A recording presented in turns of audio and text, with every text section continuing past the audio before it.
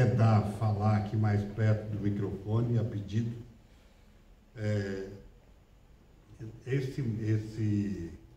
Essa adaptação do aparelho auditivo fez com que minha expressão de fala ficasse um pouco mais abaixo do meu costume. Então, eu estou me adaptando a isso ainda, mas vai dar tudo certo, pode ficar tranquilo. Nesse sermão de domingo, esse domingo é talvez um dos sermões mais difíceis de ser pregados, porque não tem saída, é uma coisa lá e outra aqui, é Lázaro e o rico. É um confronto que não é um confronto de ideias. E quando nós falamos em parábola, a parábola, ela nos traz para dentro dela, né? Parece que ela nos consome como se nós estivéssemos vivendo exatamente a palavra que está sendo descrita pela parábola. E o tema do sermão, o reino, começa quando abrimos os olhos para o nosso próximo. E a ideia sobre isso é que a eternidade não é apenas o futuro, mas começa agora, nas escolhas de amor e partilha diante dos que estão caídos à nossa porta. A ideia da eternidade não é uma ideia de futuro, mas começa agora, nas escolhas de amor e partilha diante dos que estão caídos à nossa porta. E os textos da liturgia, tanto do profeta Amós, capítulo 6, do Salmo de número 146, de 1 Timóteo, capítulo 6, de 11 a 16, e do Evangelho de Lucas, 16, de 19 a 31, vão tratar um pouco dessa ideia, um pouco dessa compreensão. Então, os textos, a palavra de Deus que hoje ouvimos, é muito forte. Mas também é uma palavra cheia de esperança. Ela nos chama a olhar para a vida com mais profundidade. A perceber que a eternidade começa aqui e agora, nas escolhas que nós fazemos, nos gestos que realizamos, nas portas que nós abrimos e nas portas que nós fechamos. E fechamos a quem? Ao nosso semelhante. Ou abrimos a eles, ou fechamos a eles e a elas também. O profeta Amós nos sacode com uma advertência. O texto diz de Amós, capítulo 6, ai dos que vivem tranquilos em Sião, deitados em camas de marfim, comendo cordeiros e novilhos, cantando ao som da harpa, bebendo vinho em taças, ungindo-se com perfumes. Mas não se preocupam com a ruína de José. Por isso serão os primeiros a irem para o exílio. E cessarão os banquetes dos que vivem no ócio. O que Amós denuncia não é simplesmente o luxo. O problema é a indiferença.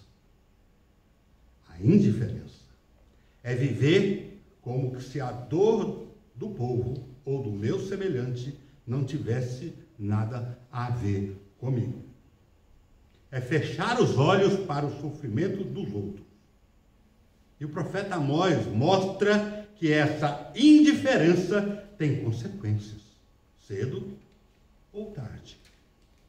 O que parecia segurança, as riquezas se desfizeram. E aqui já podemos nos perguntar, será que também nós não corremos esse risco? Vivemos ocupados com tantas coisas, preocupações de trabalho, de família, de saúde, e às vezes, sem perceber, ficamos cegos para quem sofre ao nosso lado. Não é preciso estar deitado em camas de marfim para se tornarem diferentes. Basta estar tão voltado para dentro de si que não sobra espaço para o outro, para a outra, para o nosso semelhante. O salmista, Salmo 146, segue na mesma lógica. Feliz quem se apoia no Deus de Jacó, quem põe no Senhor a sua esperança. Ele faz justiça aos oprimidos, dá pão aos famintos, liberta os prisioneiros, abre os olhos dos cegos, ergue os abatidos, ama os justos e protege o estrangeiro e sustenta o órfão e a viúva. O Salmo de número 146. Olha que contraste. Enquanto Amós denuncia os poderosos que só pensam em si, o Salmo apresenta o Deus que pensa em quem? Nos pequenos. No caso aqui não é os pequenos. Aqui no caso são os pobres. O Salmo nos convida a confiar não em príncipes e nem em riquezas, mas no Senhor que age, que vê, que sustenta. E aqui está uma chave importante, muito importante. A verdadeira qualidade de vida não está em acumular, mas em confiar em Deus e viver com simplicidade. Vida com sentido é aquela que sabe partilhar, que se alegra na comunhão, que a vida tem sentido, que se alegra na comunhão, que se alimenta de gestos do amor. Na carta a Timóteo, Paulo reforça isso de maneira muito prática. Nós lemos o texto. Tu, homem e mulher de Deus, foge dessas coisas e busca a justiça, a piedade, a fé, o amor, a firmeza, a mansidão. Combate o bom combate, conquista a vida eterna para a qual fosse chamado e da qual fizeste a bela profissão de fé diante de muitas testemunhas. É como se dissesse para nós: não desistam, não desistam. Mesmo cansados, mesmo com tantas lutas, mantenham firme a sua fé. Esse é o bom combate.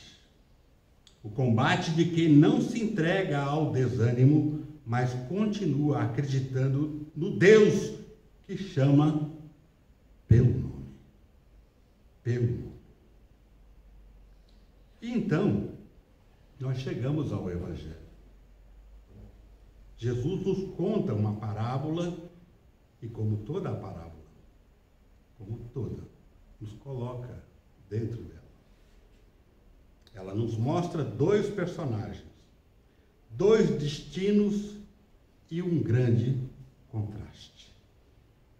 E havia um homem rico que se vestia de púrpura e linho fino e fazia festas esplêndidas todos os dias.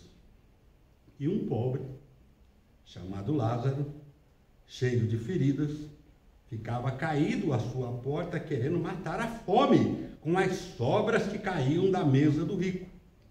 E até os cachorros vinham lamber as suas feridas. Aqui está a cena. Aqui está a cena. De um lado, banquetes, roupas finas e luxo, e de outro, um homem doente, faminto, esquecido à porta. Notem, o pobre tem nome, Lázaro, que significa Deus ajuda, Deus socorre, Deus auxilia. O rico, que para todo mundo era alguém importante, não tem nome. Porque diante de Deus o que conta não é a aparência, mas e está na capacidade de enxergar e de acolher.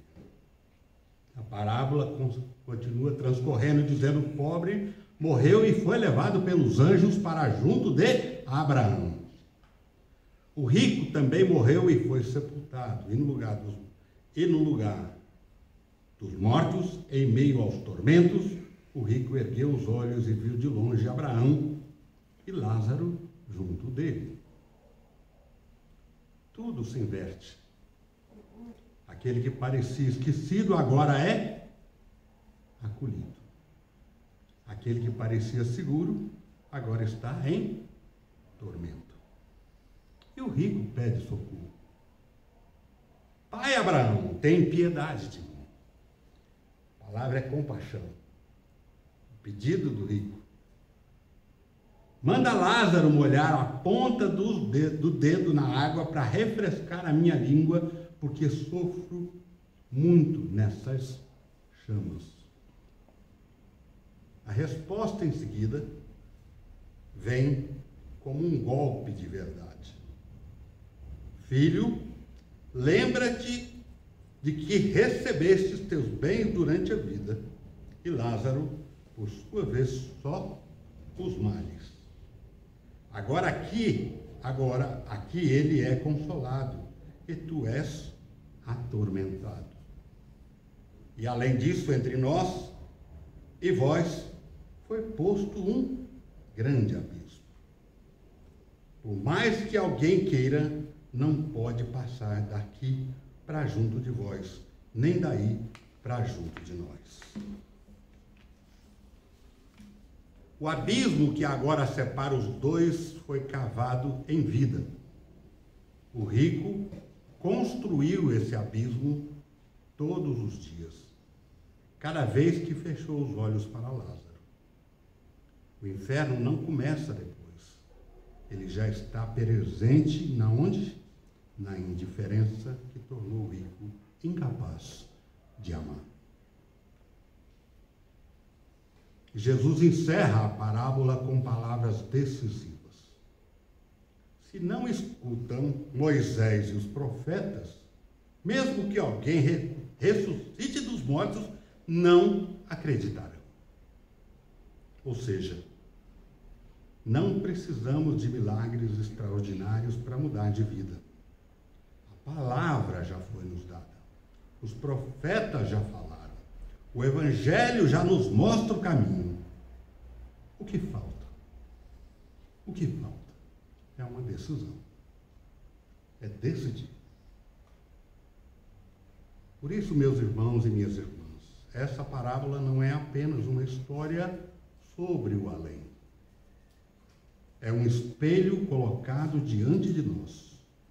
Somos chamados a escolher aqui e agora como queremos viver e em que mundo queremos habitar.